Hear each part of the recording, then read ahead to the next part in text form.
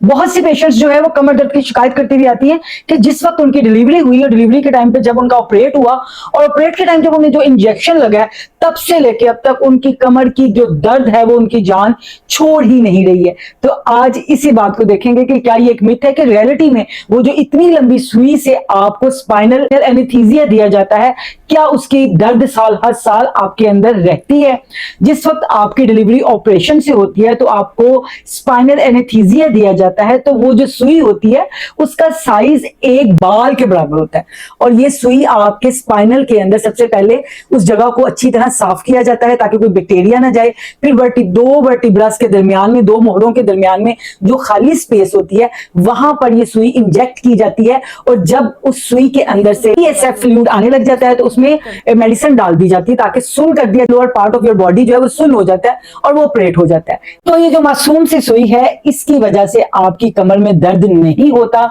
ये एक मिथ है। कमर में दर्द होता है अगर प्रेगनेंसी के दौरान आपको कैल्शियम की कमी रही है या उस पोस्चर से जो आप डिलीवरी के बाद बच्चे को दूध पिलाने के लिए अपने पोस्चर्स जो बनाती हैं, कभी लेट के दूध पिलाती हैं, कभी बैठ के पिलाती हैं और कभी सारी सारी रात जाग के पिलाती हैं, रेस्ट नहीं कर सकती हैं। इस आपका जो पोस्चर खराब हो जाता है आपके 40 डेज में, कमर का दर्द उस पोस्चर की वजह से होता है, ना कि इस इंजेक्शन से।